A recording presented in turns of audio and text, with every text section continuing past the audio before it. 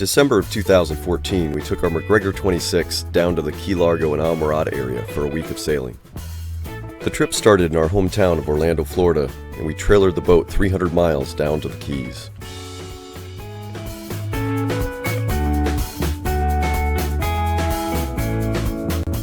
We launched our boat and stored our truck and trailer at Boatman's Mangrove Marina in Tavernier, Florida.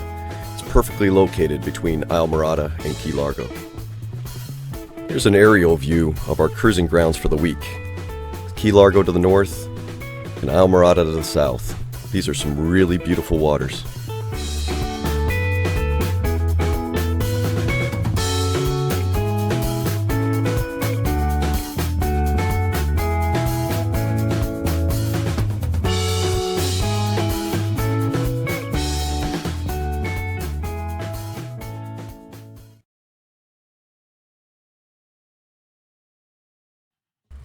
The first night we anchored in Community Harbor, just offshore of Boatman's Marina. Next morning we decided to head south and check out the Islamorada Sandbar.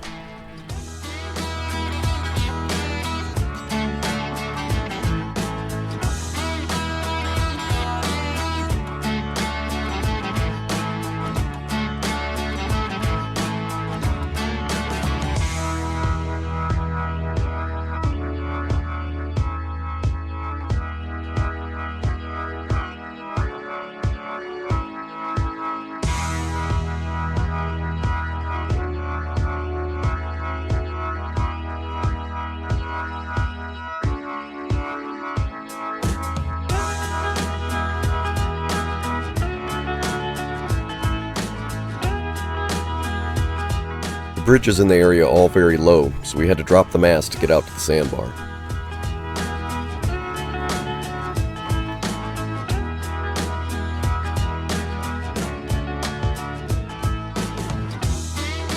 We stopped at the marina just outside the bridge to pick up some ice and noticed the Tiki bar.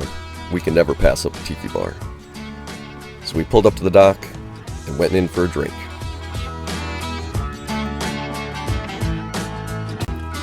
This is the Holiday Isle Tiki Bar, and it definitely put us in the vacation mood.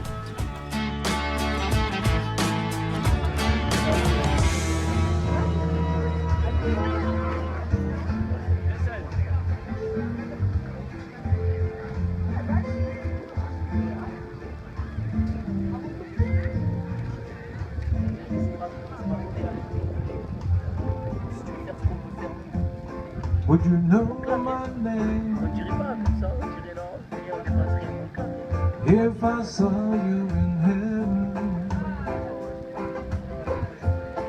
Would it be the same if I... We left the Tiki Bar and headed out to the Sandbar. We didn't bother putting up the mast as we knew we'd just have to go back through the bridge. There's a lot of boats parked out there for the day, and a number of people stopped by to ask us if our mast was broken. We got a lot of practice raising and dropping the mast this week, and we got pretty quick at it. We went back through the bridge and headed south to find our anchorage for the night.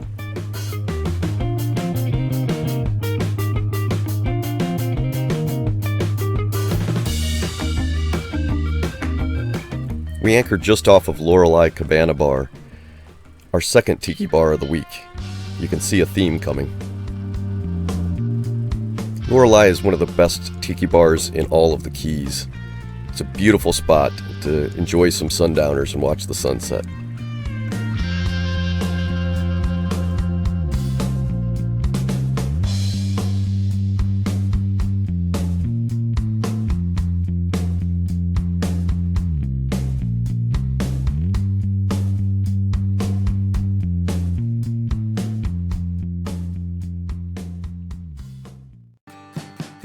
Even Santa goes to Lorelei to unwind after his big day.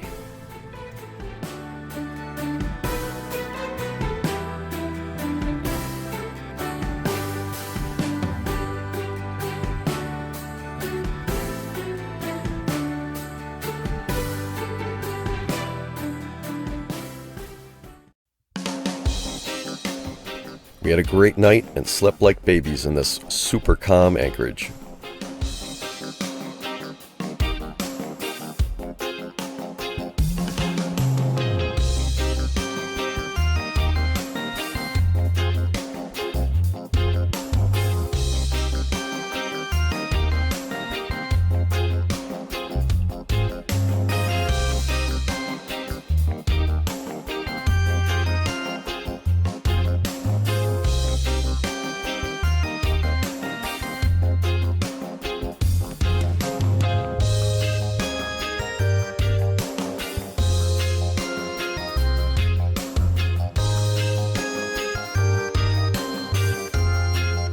Our plan for the day was to go out to Alligator Reef to do some snorkeling, but we decided to make one stop at Worldwide Sportsman before we went. This is a Bass Pro Shops that's located right in the Keys. It's at a beautiful spot. The marina and the buildings are really sharp.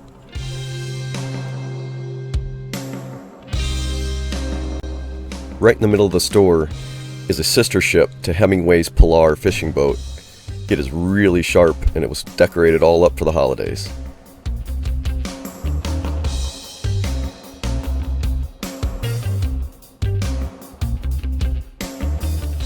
The store also has a bar and restaurant upstairs and a tiki bar outside. You could spend all day here.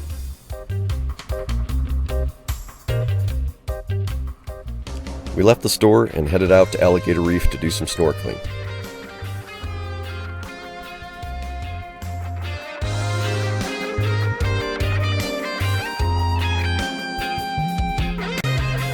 We went out the Teetable Channel Bridge just to the south, and as soon as we got outside the bridge, we realized that the swell was much bigger than we expected, probably 2 to 3 feet.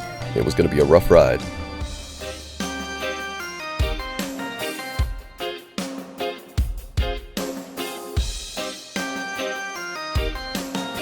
This is a picture of the reef on a calm day. It did not look like this while we were there. This is when Brandy had her accident. She was standing on the back of the boat and a swell came along, flipped the captain's chair over and hit her square in the ear, almost knocked her out. After that, we decided it just wasn't our day to snorkel, so we headed back to Lorelei for another great sunset. The next morning we decided to do some snorkeling, but we did it in calm waters, right at our anchorage.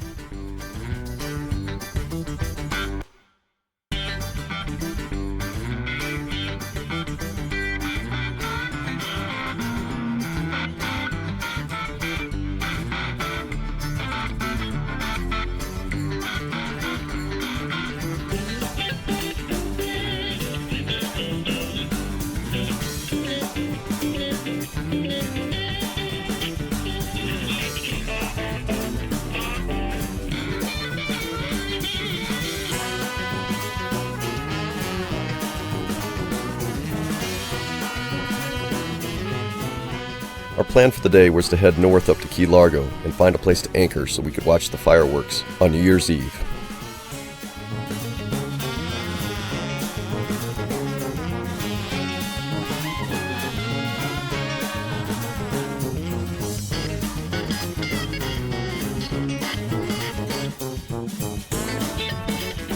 We decided on Sunset Cove and anchored just off 2 other tiki bars.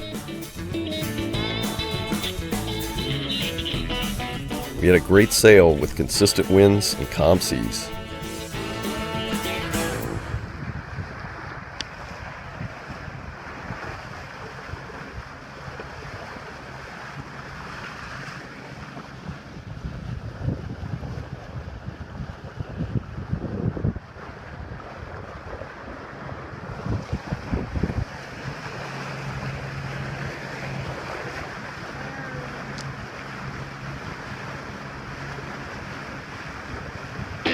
We even got to test out our selfie stick that we got for Christmas.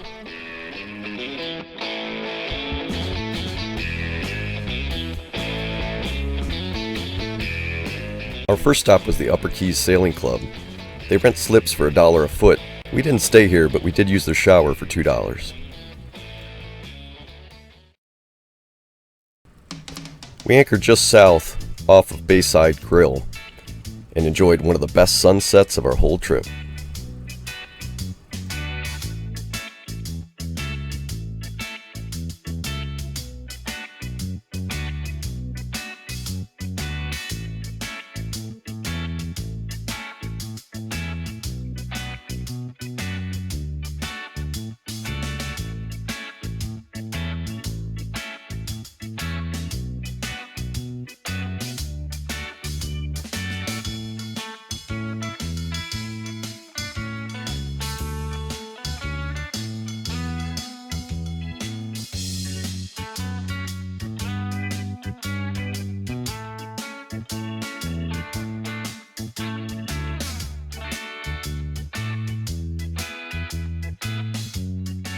Bayside also served some of the best food we had the whole trip. The conch fritters were some of the best we've ever had, even in the Bahamas. After dinner and some drinks, we experienced a common cruiser problem, finding your boat in the dark. Here we are, rowing back to our boat. Take the light away from the thing so you can see it. There's nothing to see. See all those little blips out there? One of those is our boat. We have no idea which one it is. But we are rowing. We will find it. Okay. Our plan for the day was to sail a couple bays to the north and enjoy lunch, and then sail back to anchor for New Year's Eve.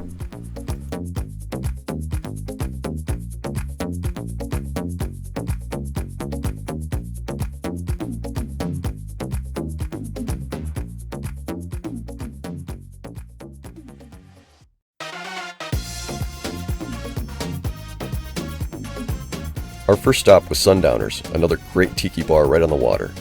Then we had lunch at Señor Frijoles, great Mexican food.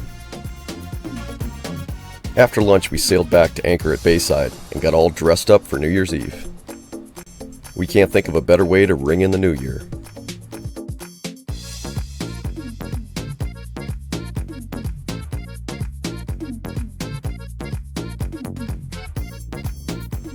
Right next door to Bayside Grill is Snook's Bayside, another great spot. At the stroke of midnight, we were back on the front of the boat, watching fireworks, reminiscing about what a great year we've had, and talking about all the great sailing trips we have planned for the new year.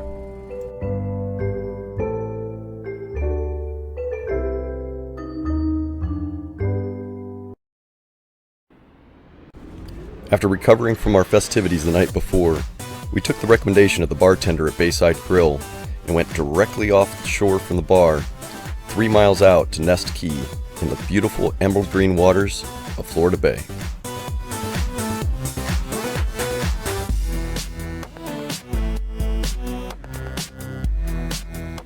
We enjoyed a leisurely downwind sail, and Brandy even got some work done. That's the life of a court reporter. We anchored right behind Nest Key, the perfect spot to enjoy the first day of the new year.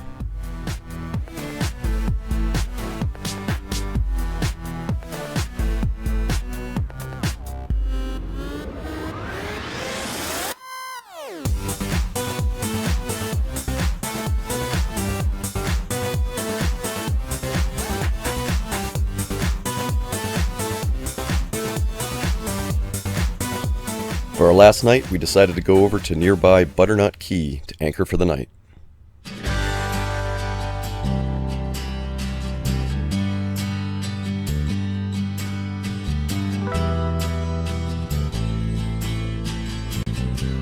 This is how we tow our dinghy. Works great and causes very little drag on the boat.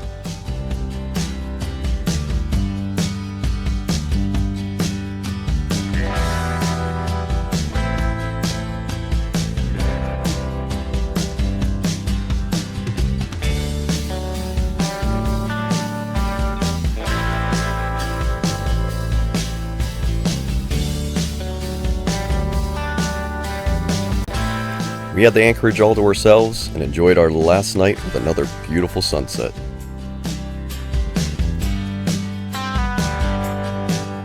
The next morning it was time to head home, so we made the short trip back over to Community Harbor and Boatman's Marina to pull the boat out.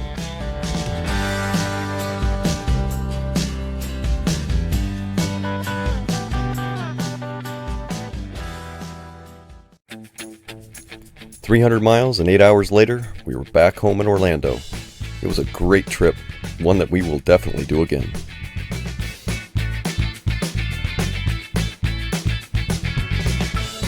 If you enjoyed the video, subscribe to our YouTube channel and check out our sailing podcast on iTunes or at thesailingroad.com.